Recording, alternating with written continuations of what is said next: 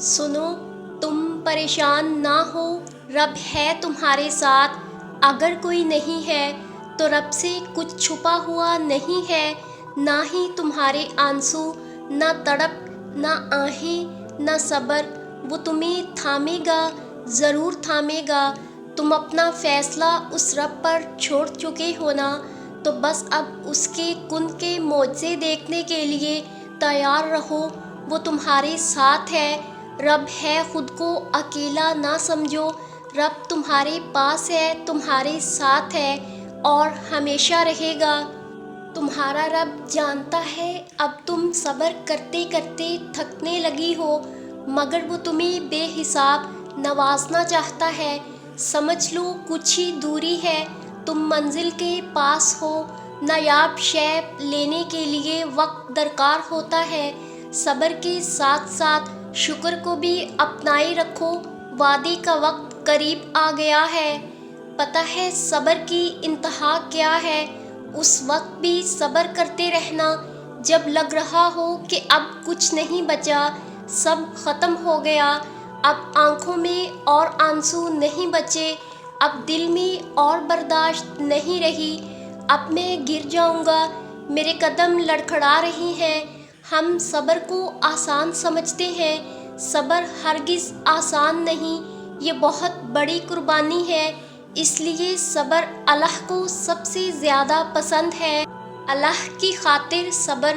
جو رب ایک ماہ صبر کرنے پر انعام میں عید کی خوشی سے نوازتا ہے، تو وہ تمہارا سالوں کیا گیا صبر رائگاں کیسے جانے دے سکتا ہے؟ حضرت علی رضی اللہ عنہ نے فرمایا، جو درجہ اور ثواب صبر کی وجہ سے انسان کو ملتا ہے، وہ 60 سال کی نفل عبادت سے بہتر ہے۔ جس نے تمہیں دعا کرنا سکھائی ہے، وہ بہتر جانتا ہے کہ قبولیت کا بہترین وقت کون سا ہے، لہٰذا اللہ کا حکم آنے تک صبر کرو۔ اگر اللہ کچھ محرومیوں کو ہماری ذات کا حصہ بناتا ہے تو بہت سی رحمتوں سے بھی ہمیں نوازتا ہے۔ اگر وہ کوئی داستان ادھوری چھوڑتا ہے تو بہت سے قصوں کو ان کے پرسکون اختتام تک بھی لاتا ہے۔ زندگی اسی کا نام ہے، کچھ مل گیا اور کسی کو کھو دیا۔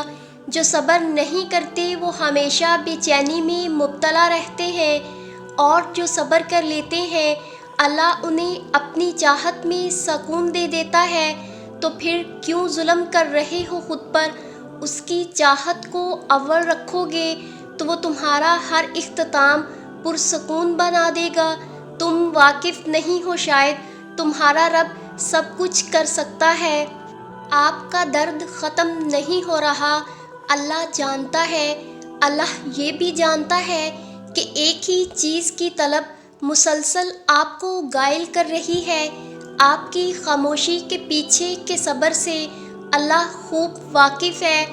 درد بھری راتوں میں تڑپتا ہوا بھی بس اللہ ہی نے آپ کو دیکھا ہے، تو کیا آپ کے لیے اتنا کافی نہیں کہ اللہ فرماتا ہے، صبر کرو، بلا شبہ تم ہماری نگاہوں میں ہو۔ صبر وقت گزرنے سے نہیں آتا، صبر رونے سے نہیں آتا۔ جتنا مرضی خوش رہنے کی کوشش کر لو اور خود کو تسلی دو کہ سب ٹھیک ہے، وہ تکلیف اس وقت کے لیے تو کم ہو جائے گی، مگر دل کے اندر ہی خاموش ہو جائے گی۔ صبر تب آتا ہے جب دل سے کیا جاتا ہے، مجبوری سمجھ کر نہیں، فرض سمجھ کر۔ صبر تب آتا ہے جب تم خود کو یہ سمجھا لیتے ہو کہ اس میں اللہ کی رضا ہے۔ تم صبر اللہ کے لیے کرو اور اللہ تمہارے صبر سے تمہارے ہی غم دور کر دے گا۔ تمہارا صبر تمہیں ان مقامات تک پہنچا سکتا ہے جس کا تم گمان بھی نہیں کر سکتے، اور اس کے لیے تمہارا یہ جاننا ضروری نہیں کہ آگے کیا ہوگا یا کیسے ہوگا۔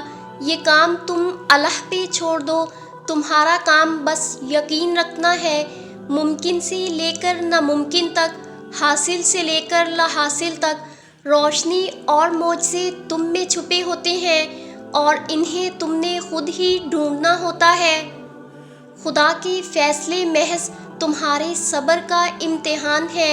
بے شک زیادہ وقت گزرنے پر تکلیف سہنا آسان نہیں ہوتا، لیکن جتنا زیادہ تم صبر سے کام لوگے اس کا پھل اتنا ہی دگنا کر کے دیا جائے گا، اور اس ساری تلخی کا مداوع کر دے گا جس کے کڑوے گھونٹ تم ہنس کر پی گئے تھے۔ اللہ پاک کبھی اپنے بندے کو اکیلا نہیں چھوڑتا، وہ تب ساتھ دیتا ہے جب بندے کے وہم و گمان میں بھی نہیں ہوتا۔ وہ امید اور یقین کو نہیں توڑتا، وہ صبر کا بہترین اجر عطا کرتا ہے، وہ انتظار کو ختم کر کے منزل تک پہنچا دیتا ہے۔ یقین کی جیت ہمیشہ ہوتی ہے۔ تمہاری دعا قبول ہوگی اور بہت بہترین طریقے سے قبول ہوگی، اور پتہ ہے یہ اجر ہے اس صبر کا جو تم نے اس دعا کی قبولیت میں کیا، یہ اجر ہے ہر اس پریشانی کا جس کا سامنا تم نے دعا کی قبولیت میں کیا۔ جبھی تو کہتے ہیں صبر کا پھل میٹھا ہوتا ہے۔ سورۃ یوسف ہمیں بتاتی ہے کہ صبر کرنے والے لوگ خوبصورت اختتام پائیں گے انشاءاللہ۔ اے اللہ، تو جانتا ہے نا کہ تیرے کن کے منتظر یہ دل کب سے صبر کیے ہوئے ہیں۔ یا اللہ، تیرا حکم سر آنکھوں پر مگر روح درد سے تڑپ رہی ہے۔ اے جہانوں کے رب، تو خود فرماتا ہے کہ تجھ سے مانگ کر کوئی خالی ہاتھ نہیں جاتا، تو یا ارحم الراحمین ہماری دعاؤں کو اپنی بارگاہ میں قبول فرما لے۔ آمین ثم آمین۔